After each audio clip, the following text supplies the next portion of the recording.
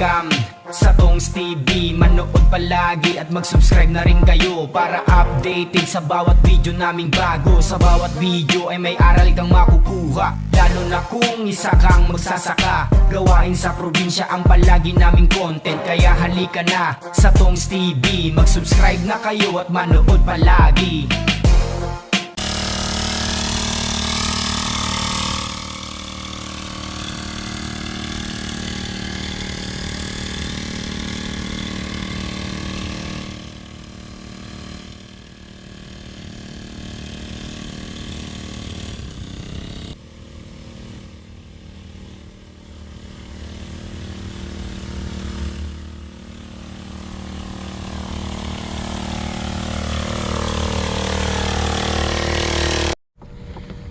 Yes, good morning po mga katongs. Magandang araw po. Ngayon po ay September 11. Araw po ng hindi ko na alam. Bali nag-spray ako ng pampungicide ulit. Inulit ko lang yung Mangosep kasi naulan nung nag-spray tayo, umulan nun nung hapon. So palipas lang tayo ng isang araw, tapos ngayon ayan, spray natin. Inulit ko, hinaluan ko rin ng pang insecticide kahit matabang lang na Pegasus.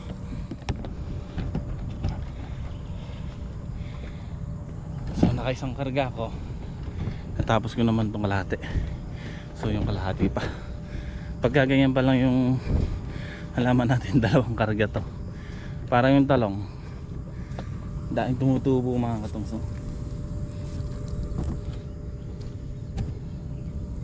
Yan yung mga nalaglag na hinog. Subukan natin magtanim ng i-separate natin, yung tinatawag na second generation or F2. So saan natin itatanim? Sayang din kahit pantalbos lang, diba?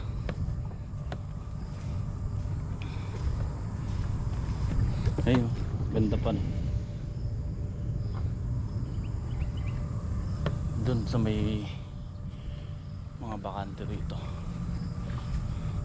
Ayun, magtatanim tayo. Subukan natin.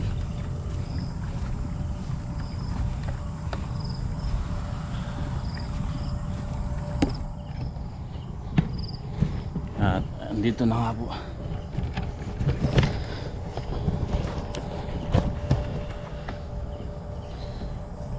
So ayan, andito na nga po sila mga katongs. Nagpuputol na ng nagbubunot na ng sili.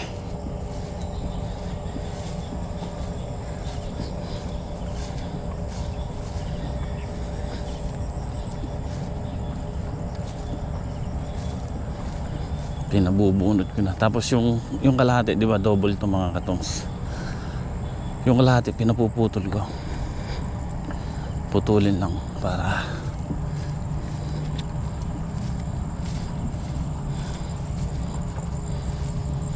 subukan natin, baka tumubo.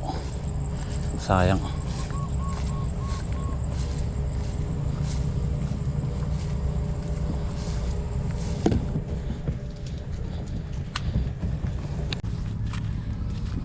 Pakita ko po sa inyo itsura ng sili natin. Kung titignan nyo po, hindi ho nagkuhan yung ano nga, yung talbos, nanghulot pa rin po. At yung bunga niya nalulusaw ko agad ng ayun, lapnos. So tingnan nyo yung itsura ng dahon niya, hindi na healthy, di ba? At ngayon ang pinagawa ko sa kanila, kasi nga sa sobrang kapal, hirap na silang makarecover. So susubukan natin to. Pinabunod ko yung isang side at saka ako pinatira itong kalahati, pinaputol ko lang para sa ganun baka sakaling magsanga, baka sakali lang po. Hindi ko sinasabi na magsasanga, baka sakali. Kasi kung tataniman lang natin ng sitaw. Dito lang naman yung sa gitna.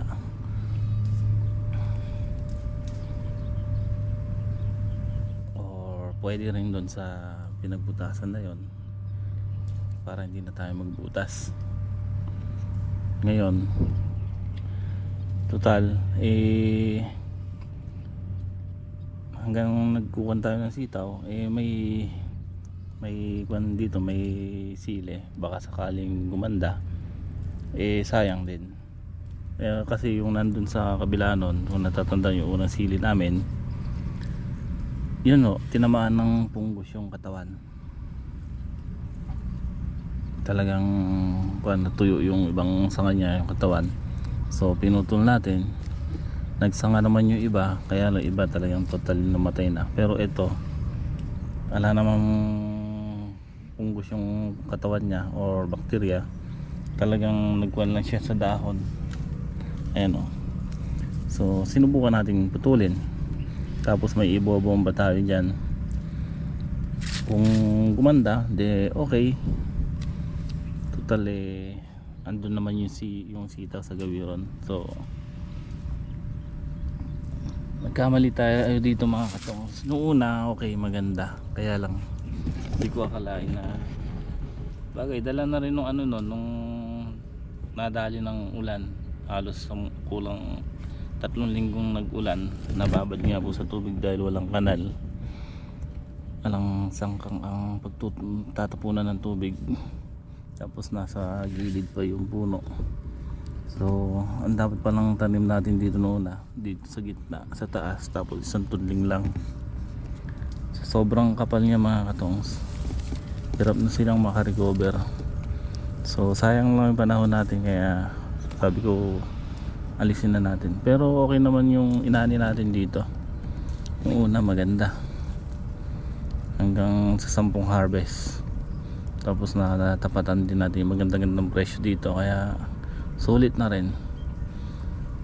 Yun nga lang, sayang din kako yung panahon, kaya taniman na natin ng sitaw. Kung ganito sana yung talbos niya, maganda pa Yan, kaso madalang na lang yung ganitong talbos niya, karamihan puro ganito.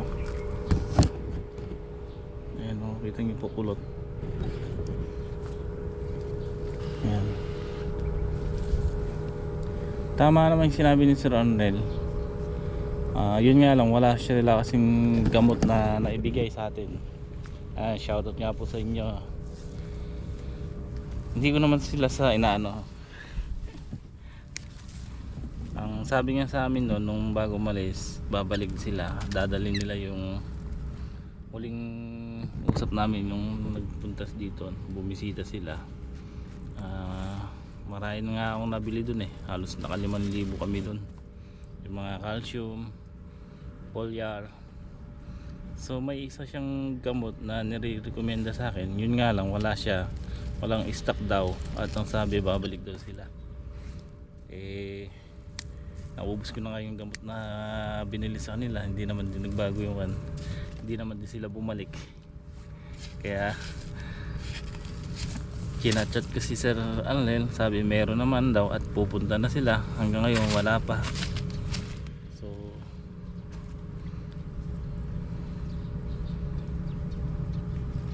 parang fun na rin Sabi, kachat ko ng isang halos madalas ko i-chat, sabi meron na at pupunta daw sila isang araw, hanggang sa naghintay tayo ng matagal, hindi naman nagpupunta. So useless yung gamot na yon, yung molybdenum. Nag-search ako sa YouTube, maganda nga yun, para daw sa foliar pala yun, para nga sa mga dahon na naninigas. Gawa din ng Go More yung product nila. Okay po, ayan mga katongs, nandito kami sa Ampalayahan ni Bato. Nagbuka kami dito, ayan, yung kulang na alambre dito nilalagyan namin, tapos magpupukpok kami ng mga serga para humigpit. Then baka bukas na siguro kami makapaglagay ng trellis net. Ayusin pa namin yung mga ibang kailangan ayusin dito para pag nilagay yung trellis net, talagang totally maayos na yung balag natin. So panghuhuli natin yung trellis net.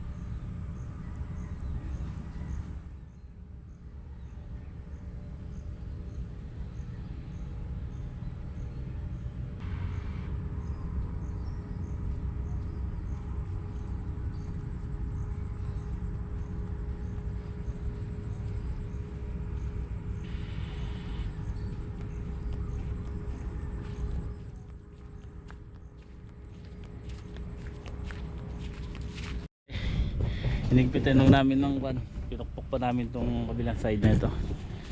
Kabilaan pinukpok namin para mabatak kasi lumuwag po yung iba. So nandito nga ako sa side na ito. Ito yung sinasabi kong dito po namin tatanim yung Taiwan. Yung gawing kalahati lang po doon ang inaabot ng tubig. Yung gawi dito hindi, kaya pwede pa natin taniman to. Ito yung mga 5 or 6 na tudling, so malaking bagay na to. At pakita ko po sa inyo yung sigarilyas.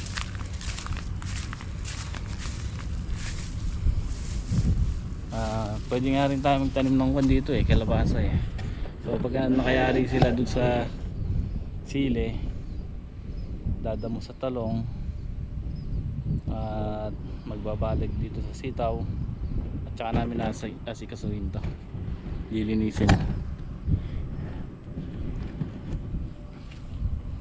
So yung sigarilyas natin ito na, ayun ganda, taas na, nilinis nila to nung isang araw, dinamuhan yung puno, tapos binudburan ko naman ng pataba. Kaya tingnan nyo po yung usbong yan, malulusog. Binubudbud lang po natin dito mga katong, triple 14 at saka winner. Nabasa ko sa sigarilyas, ayaw niya ng mayurya, umaano yung daon niya, lumalapad, tumatabal, parang sitaw din. Tingin sa sitaw po mga katong, hindi ako naggagamit ng urea kahit na puro Unique 16 kailangan, kaya winner. Dito na sila sa taas. Kompleto naman na yung balag nito sa taas mga katong set, no? Yung gapangan nila. Pwede na silang takbuhan dyan kahit saan nila gusto. Yun, no? Kitang kita naman sa lupa mga katongs yung hina. Tignan nyo yung damo, hindi siya makabulas. Ang dinamuhan lang po nilagyan yung puno kasi pagka nagdiligtaan ng pataba kinakain din ng damo, kaya kumakapal yung damo sa puno. Pero yung wala sa puno, tignan nyo yung lupa, oh. Compare doon sa iba, pagka ganyan makapal na yung damo nyan.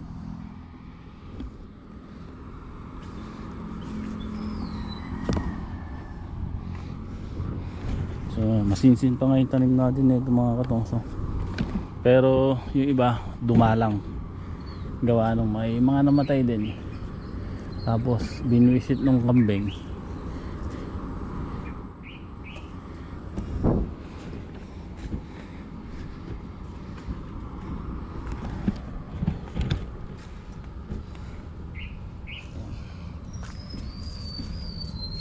Ganda ng pagkapataba ko rito ng isang araw. Umulan siya ng malakas pagkahinto at saka binudbud yung pataba. Kaya hindi siya natangay. Ayan po. Ayun pa nga ibang pataba. Nakita pa.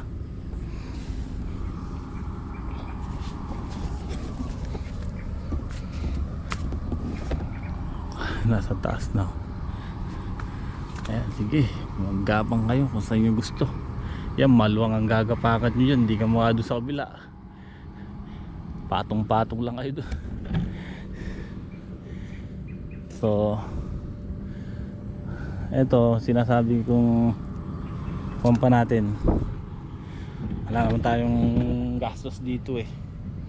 Hindi pa konti-konting pataba lang. Tapos yun, yung minsan lang sprayan.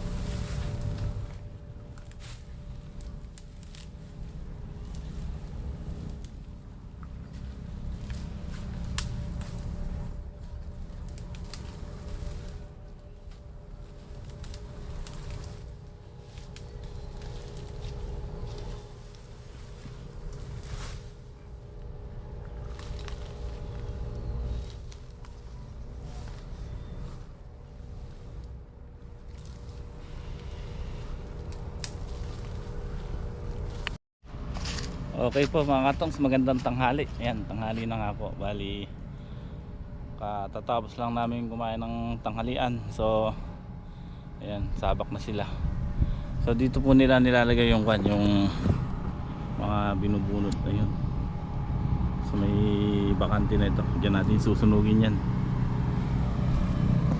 So, wala naman yan. Wala naman bakterya. Wala naman bakterya, fungus. Walang hanip.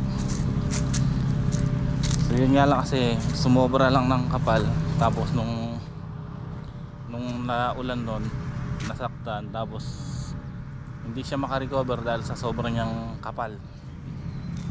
Yan ang nangyari sa sili natin. Sabi ko sa nila pitasin nila yung mga bunga, kaso pinitas nila kanina.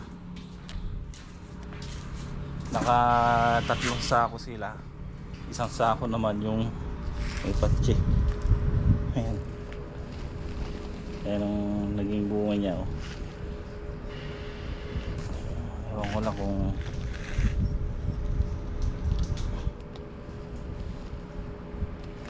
patse. Yung nakuha naman nilang pulot Hindi naman na good. Kulot. Kulang 4 na bundle. So ayan, dala ko. Sabi ko pambili nila ng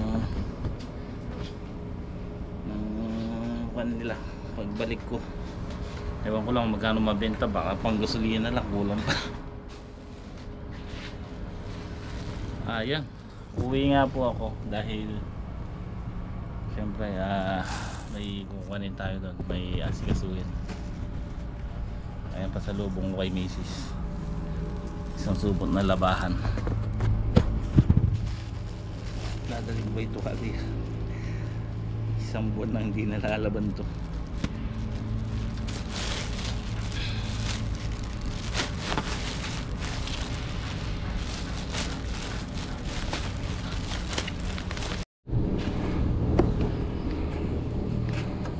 Ay.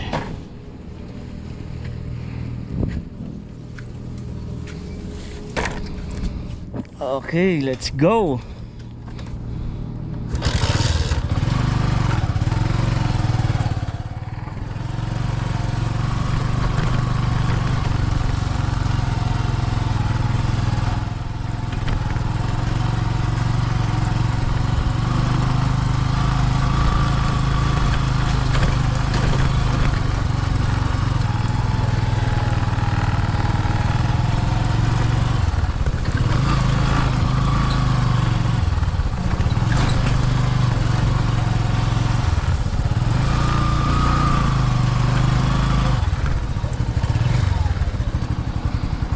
Hulog yung cellphone ko.